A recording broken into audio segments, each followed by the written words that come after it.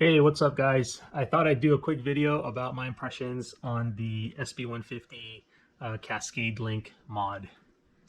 And I noticed there's been quite a bit of questions on Facebook and the forums and things about this mod. And generally, I think that it's been really well received. I like it, but I also want to make sure that, I do feel that there are some pros and cons that you will be giving up as well as gaining in other areas with this particular mod.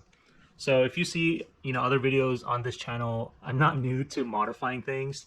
I've been doing it long enough, just like many of you guys, where especially coming from a really well-built machine or component like the SB150 or a well-built car, for example, when you're modifying something that was engineered pretty well to begin with, you typically are going to experience trade-offs, right? You typically are going to experience like pros and cons. So if you're modifying from a platform that was kind of, crappy to begin with, then yeah, sure, there's a lot of upside. But I do feel that with the Cascade Link, you are going to have some pros and cons, and you're going to give up in certain areas but gain in others. So it depends what kind of rider you are, and I'll go through my impressions on where you lose and where you gain. And maybe if you want to be more on the enduro gravity side, then this might be more for you. But if you use your SB150 for kind of as an all-around bike, then maybe you want to stick with the stock Link. But everyone makes their opinions. This is just my 2 cents, so hopefully you guys will get something from it. All right. So just real quick about myself, I am just under 6 feet tall. I'm about 200 pounds, fully decked with gear and helmet and pads and everything. So that's my riding weight. Here in where I live in Santa Barbara, we have fairly kind of chunky long descents, technical stuff, rocky. Not too many flow trails, but we do have some, which is why I like to mix it up, and this is why I ended up with the SB150. I'll go into more about what kind of bike I think that the Cascade Link what kind of bike it rides like more, for example. So I've been on, let's see, especially before COVID, I was demoing a bunch of bikes. I was looking to buy a new one before I got the SB150. One of them, or a few of them, are the new Enduro, the new Specialized Enduro, the Mega Tower, the previous Stump Jumper, the new Tall Boy, and I owned a Rip Mode, the version 1 Rip Mode right before this one. So I think I have a fairly decent kind of breadth of experience with different kind of rear linkages. So definitely when you put the Cascade Link on, it's going to ride, like what they all say in the reviews, more bottomless. You'll get more progressivity.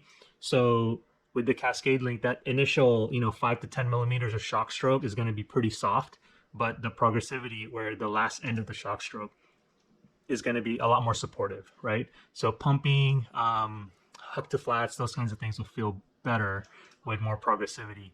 But if you look, I'll see if I can post a chart. If you look at what the added progressivity of the Cascade Link compared to the stock SB150, if you look at those two graphs, it doesn't really add that much progressivity. I'll compare it with, say, like a stock Sentinel, Transition Sentinel, or another one that you can see, like even at stock, you'll see that the SB150 is still pretty linear out of the box. So, you get these comments like with people's reviews, like, oh, it's the best thing ever. Like, it's like, you have to get it. But I think proceed with caution, because that may fit really well for that gentleman or lady's like riding style. So it might focus more on what she wanted out of the bike. But like I said, it's usually a pros and cons thing. So just to get into it, the quality. So this is the stock one. This is the stock Link. This is the Cascade Link. It's built really well, and it's built here in the United States, which is awesome. It's built really well. It's built out of one-piece billet, and it is slightly bigger, slightly heavier than the OEM piece, which is right here. So that's the OEM piece.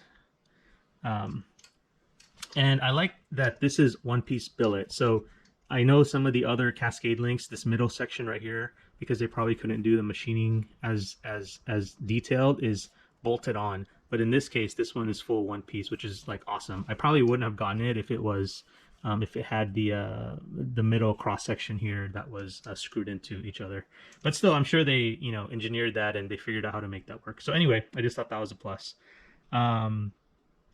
The raw finish, I picked this up off a Pink Bike used. I initially wasn't going to get a Cascade link, but the price was right. I picked it up, and it was in the raw finish, which sort of matches the Zeb up front in the whole gray scheme of things.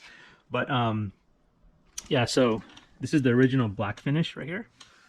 You can't really tell. But this raw finish, I'm concerned that over time it might oxidize a little bit, but I'm not really too concerned about that.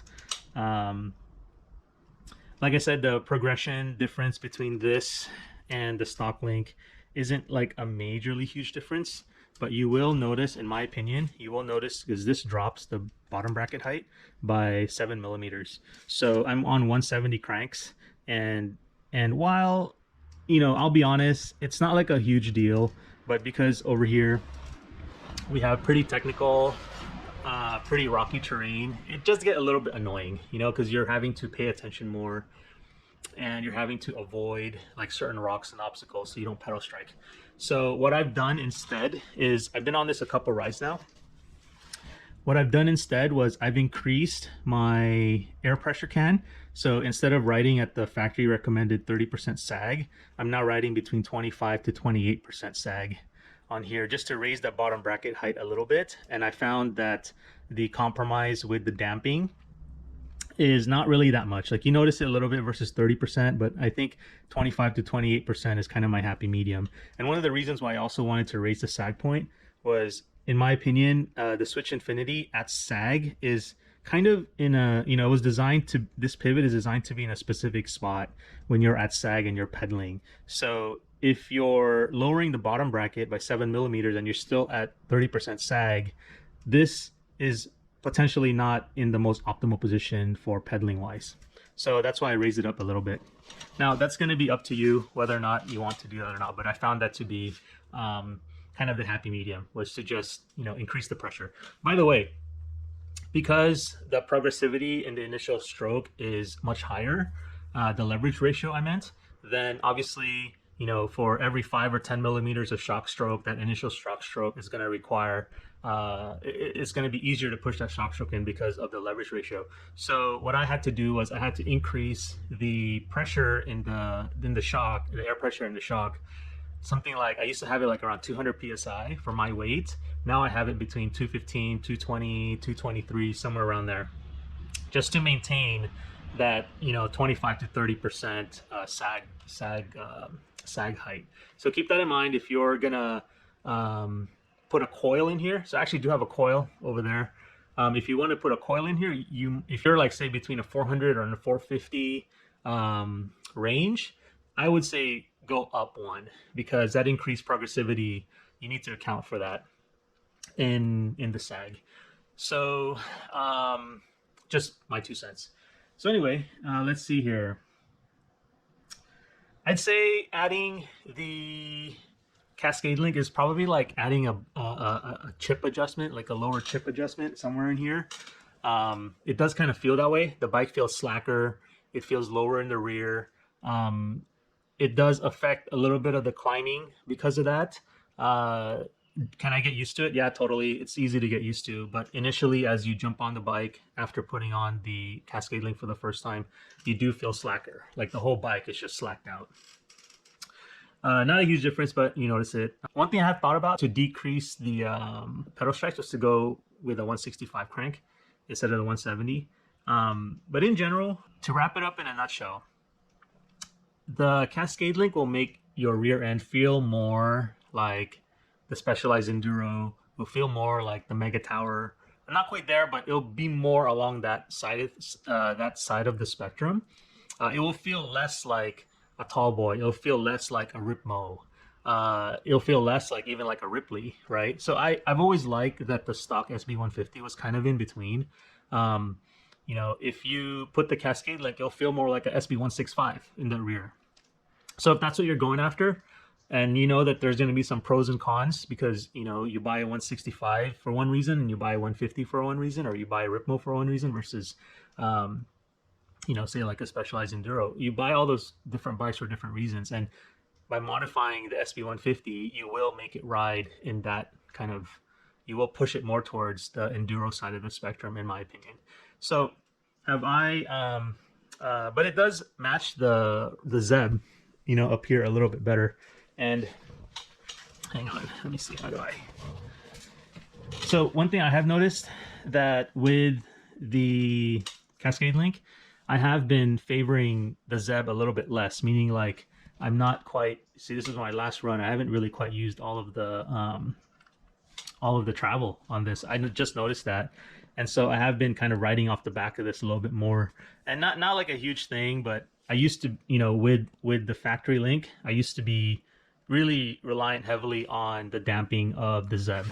So, you know, that's kind of neither here nor there, but I thought it was just interesting to note. So anyway, I guess in a nutshell, I don't think that this is going to be like for everybody. I think that is definitely pros and cons. The Cascade link will slacken your bike out. It'll make it feel a little bit less zippy. It'll make it feel like a little bit less direct. It'll be plusher, you know, be more bottomless. It'll be kind of more of that enduro side versus less of the trail side. So if that's what you're looking for, I think it'll be really good. I haven't decided if I'm going to keep this or take it off. I'm sort of like, I just go through my moods. And so maybe like on a bike park day, I'll definitely have that link on for sure. But in those cases, I just usually end up renting a downhill bike. So anyway, hope that helps, and we'll try to keep this video short. Everyone take care, be safe, and have a great day.